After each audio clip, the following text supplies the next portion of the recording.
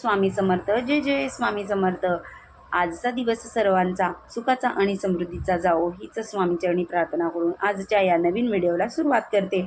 तर आपल्या घराचे हृदय म्हणजेच आपले देवघर, जेथून आपल्या घरामध्ये सकारात्मक ऊर्जा आणि सुख समृद्धी येत असते. पण तुम्ही कधी विचार केला आहात का, ज्या देवघरात आपण तासन तास देवपूजा करत असतो तेच कळत न कळत आपल्याकडून झालेल्या काही चुका असतात, त्याचा आपल्या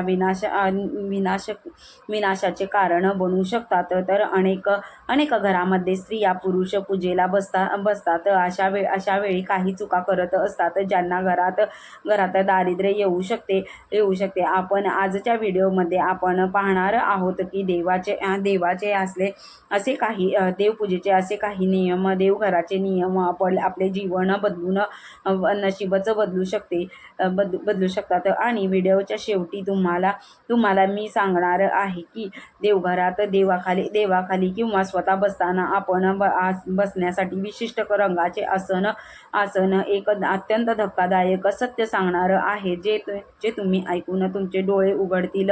त्यामुळे व्हिडिओ शेवटपर्यंत नक्की पहा. जर तुम्ही चॅनलवर नवीन असाल तर सबस्क्राईब करा आणि त्या शेजारीचं बेल आयकॉनचं बटन देखील प्रेस करा, म्हणजे तुम्ही नवनवीन ज्या वेळेला व्हिडिओ टाकत असते त्यावेळेला तुम्हाला नोटिफिकेशन मिळेल आणि नोटिफिकेशनमुळे एकही व्हिडिओ माझा मिस होणार नाही.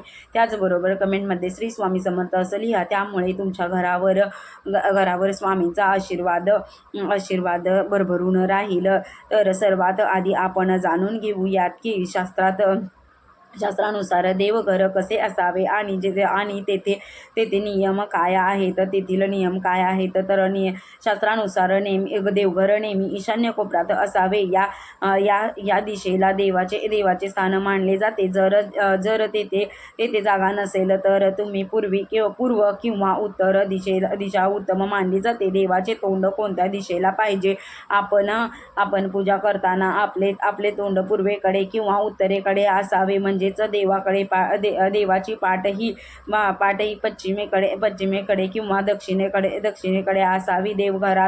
देवघरात कधी अंगठ्यापेक्षा मोठ्या मूर्त्या ठेवू नयेत. त्यामुळे व ती धातूचीच असेल तर जास्त मोठ्या असतील तर त्या दोन किंवा म्हणजे एकच देव दोन मूर्त्या नसाव्यात.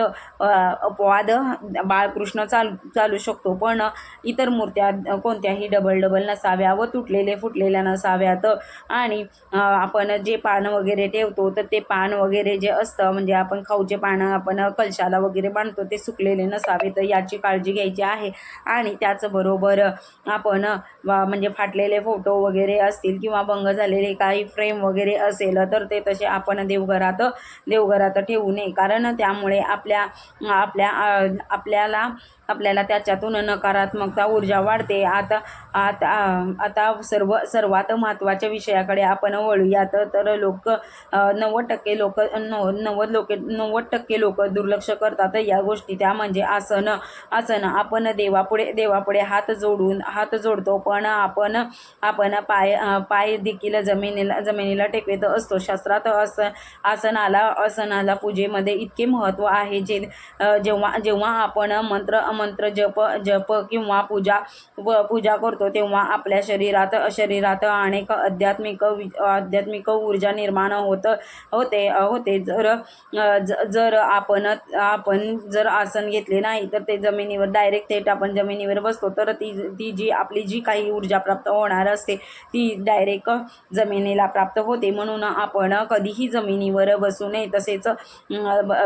तसेच प्लास्टिकचे आसन, चटई, वर्तमानपत्र हे शास्त्रात निषेध मानले गेले आहे. त्यामुळे पूजेचे आसन फक्त तुमचेच असावे.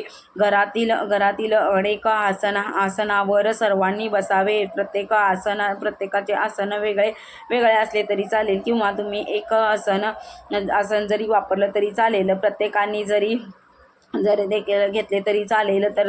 पूजेनंतर आसन जेथेच वर ठेवू नये, कारण देवघरावर ठेवू नये, कारण आपण ते घडी घालून व्यवस्थित आदरपूर्वक जपून बाजूला ठेवावे. अनेक देवघरामध्ये देवांच्या मूर्तीखाली किंवा स्वतः पूजेला बसताना सर्वसाधारणपणे लाल रंगाचे आसन वापरले जातात. लाल रंग हा ऊर्जा शक्तीचा आणि मांगल्याचे प्रतीक आहे. हे अगदी खरे आहे, पण शास्त्रानुसार जर तुम्ही हे लाल रंगाचे आसन तुम्ही चुकीच्या पद्धतीने चुकीच्या देवांसाठी किंवा चुकीच्या दिशेला वापरले तर तुमच्या घरात हळूहळू गरिबी आणि क्लेश, कुटुंबाचा विनाश व्हायला सुरुवात होऊ शकते. आज आपण हेच पाहणार आहोत की आपल्या कोणत्या स्त्री पुरुषांनी देवघरात लाल रंगाचे आसन वापरताना अत्यंत सावध राहणे गरजेचे आहे. सर्वात आधी हे समजून घेऊया की शास्त्रात आणि तंत्रशास्त्रामध्ये लाल रंगाचे आसन एवढे महत्त्वाचे स्थान का दिले जाते तर लाल रंग हा अग्नितत्व आणि शक्ती दर्शविले जाते. जेव्हा आपण लाल रंगाच्या आसनावर बसतो तेव्हा आपले एकाग्रता वाढते आणि पूजेतून निर्माण होणारी जी ऊर्जा आहे ती शरीरामध्ये प्रवाहित होते. या देवी देवतांसाठी अत्यंत शुभ रंग लाल आहे. माता लक्ष्मी, दुर्गा माता, हनुमानजी आणि भगवान गणेश यांना अत्यंत प्रिय हा लाल रंग आहे. जो तुम्ही देवपूजा करताना आसन किंवा मूर्तीखालचे आसन वस्त्र हे लाल रंगाचे वापरू शकता. अतिशय उत्तम मानले जाते. त्यामुळे घरात सुख, समृद्धी, ऐश्वर्य, पैसा येतो. तर बघा पण नीट लक्षात ठेवा की जर तुम्ही लाल रंग वापरत असाल तर या 3 चुका केल्या तर घरात नकारात्मकतेचा स्फोट होऊ शकतो आणि हसते खेळते घर अनेक प्रकारचे दोष लागू शकतात. आता पहिली चूक काय आहे तर शांत आणि सात्विक पूजेमध्ये लाल रंगाचे आसन अतिवापर. शास्त्रानुसार जे देव अत्यंत शांत व सात्विक प्रवृत्तीचे मानले जातात, जसे की भगवान विष्णू, महादेव आणि भगवान श्रीराम यांच्या पूजेसाठी किंवा त्यांच्या मूर्तीखाली चुकूनही भडक लाल रंगाचे आसन वापरू नये. विष्णू देवाच्या पूजेसाठी पिवळ्या किंवा केशरी रंगाचे आसन, महादेवांच्या पूजेसाठी नेहमी पांढऱ्या रंगाचे आसन सर्वोत्तम मानले जाते. शांत देवतेच्या पूजेत आसन वापरल्यास घरात विनाकारण उग्रता, राग, विवाद वाढू शकतो. दुसरी चूक म्हणजे राहू, केतू आणि शनी त्रासात लाल आसन वापरणे. जर कुटुंबातील किंवा घरात शनी, राहू केतूचा दोष असेल किंवा घराचे आधीच खूप कोर्ट कचेरी भांडणे सुरू असतात तर देवघरात तुम्ही लाल आसन वापरणे पूर्णपणे टाळावे. लाल रंग हा मंगळ ग्रहाचा आहे आणि शनी आणि मंगळ, राहू किंवा मंगळ एकत्र आले की अंगारक दोषासारखे परिस्थिती निर्माण होते. त्यामुळे घरात अचानक अपघात, आर्थिक नुकसान, आजारपण वाढू शकते. तिसरी चूक म्हणजे अशुद्ध आणि फाटलेले आसन. अनेक घरामध्ये स्त्रिया किंवा पुरुष एकच लाल आसन वर्षानुवर्ष वापरतात. ते अशुद्ध होते, त्याचे धागे निघाले किंवा त्याला छिद्रे पडलेले असतात. शास्त्रात देवघरात देखील देवाखाली किंवा स्वतः बसण्यासाठी आपण फाटलेले आसन ठेवणे म्हणजे दारिद्र्याला आमंत्रण देणे होय. त्यामुळे माता लक्ष्मी नाराज होऊन घर सोडून निघून जात असते. म्हणूनच घरातल्या स्त्रिया पुरुषांनी या गोष्टी काळजी घेणे अत्यंत महत्त्वाचे आहे. जर तुम्ही घरात हनुमान चालिसा, दुर्गा सप्तशती किंवा लक्ष्मी सूक्त पठण करत असाल तर लाल रंगाचे लोकरीचे किंवा रेशीमचे आसन असावे. पूजेचे लाल आसन कधीही जमिनीवर पाय पुसण्यासारखे किंवा इतर कामासाठी वापरू नये. जर घरामध्ये मानसिक शांतता हवी असेल तर लाल रंगाऐवजी तुम्ही सौम्य पिवळा किंवा गोल्डन कलर, आजकाल छान कपडे मिळत आहे त्या पद्धतीचे तुम्ही आणून वापरणे अतिशय उत्तम आणि सुरक्षित मानले जाते.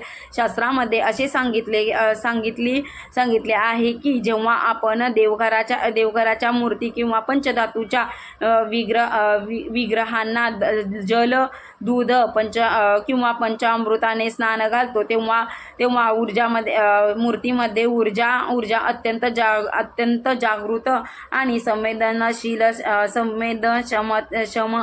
होतात. स्नानानंतर जेव्हा आपण त्यांचे शरीर स्वच्छ कपड्याने पुसतो तेव्हा देवांच्या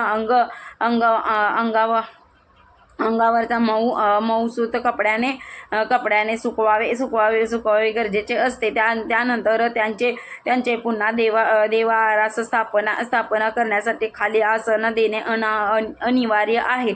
हे आसन देताना स्थिरता आणि आदर देण्यासाठी असते. पण रंगाची निवड खूप महत्त्वाची आहे. आता जाणून घेऊया की रोज देवपूजेमध्ये देवाच्या मूर्तीखाली कोणत्या रंगाचे वस्त्र किंवा आसन वापरणे सर्वात शुभ आहे. त्यामुळे पिवळा रंग हा सात्विक पवित्रता गुरुग्रहाशी संबंधित मानला जातो. जो भगवान विष्णू आणि श्रीकृष्ण गणपती बाप्पा यांना पिवळा रंग अतिशय प्रिय आहे. ज्यामुळे जर तुमच्या घरात बाळकृष्ण, विष्णू किंवा पंचयतन असतील तर रोज देवतांना स्नान घातल्यानंतर त्यांच्या खाली पिवळ्या रंगाचे रेशमी वस्त्र, सुती रेशमी किंवा तुम्हाला जर नवीन असे वेगवेगळे जर डिझाईनचे वगैरे आणू इच्छित असाल तर ते वापरावे. त्यानंतर पांढऱ्या रंगाचे आसन जर तुम्ही देवघरात महादेव आणि अन्नपूर्णा मातेला किंवा म्हणजे कुलदेवीचा चांदीचा जो टाक मूर्ती असतील तर त्यांना स्नानानंतर त्यांच्या खाली पांढऱ्या रंगाचे आसन आवर्जून वापरावे. त्यामुळे एकाग्रता, घरातील विवाद कमी होतो, शांततेचे वातावरण निर्माण होते. तर अशा पद्धतीने या दोन रंगाचे जे आसन आहे ते तुम्ही वापरण्याचा खूप जास्तीत जास्त प्रयत्न करा. दोन रंग वापरले नसेल तर तुम्ही लाल रंगाचे आसन वापरू शकता. पण फक्त जे काही नियम सांगितले आहेत त्या नियमाचे पालन करूया. आता बघा पुढच्या म्हणजेच स्नानानंतर आसन ठेवण्यासाठी आसनासाठी घेतलेले कोणत्या चार चुका आहेत त्यामध्ये अशुद्धता किंवा ओले कपडे वापरणे. देवांचे ज्या कपड्याने पुसले आहे, देव सर्व पुसले आहेत तेच ओले कपडे देवाखाली तसेच टाकू नयेत. कधीही त्याने दोष लागतो.